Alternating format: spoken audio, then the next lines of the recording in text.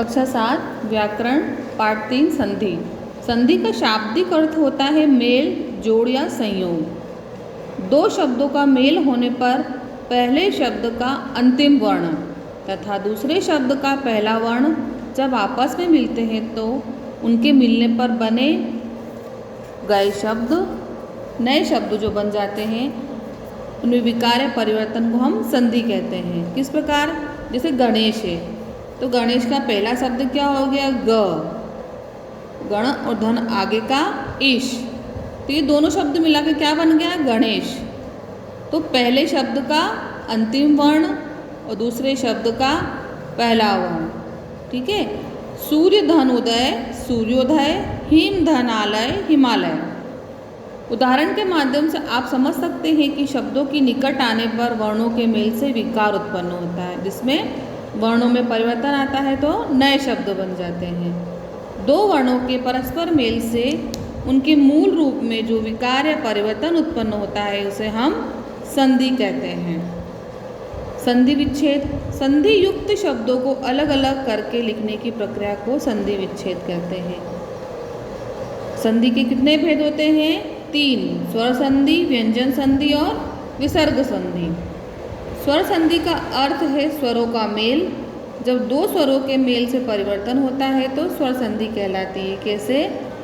देवधनालय मतलब देवालय, देव, देव में एक अ, आलय में एक और अ, तो दो अ और आ बराबर आ हो जाता है। ठीक है। स्वर संधि के भी भेद होते हैं। कितने भेद होते हैं? 5, दीर्घ संधि, गुण संधि, व्यर्ध संधि, यण संधि और अयादि संधि। जब हास्य स्वर या दीर्घ स्वर के बाद आए तो मेल में से दीर्घ स्वर हो जाता है, उसे हम दीर्घ संधि कहते हैं। ठीक है। दूसरा है गुण संधि। जब अ आ का मेल ई से होने पर, ए उ से होने पर तो ऋषि से होने पर अर का हो जाता है, इसे हम गुण संधि कहते हैं। संधि, जब अ और आ के बाद ए या ए हो तो दोनों के मेल से ए हो जाता है, और जब ओ या औ हो तो औ हो जाता है। इस मेल को व्यर्ध संधि कहते हैं।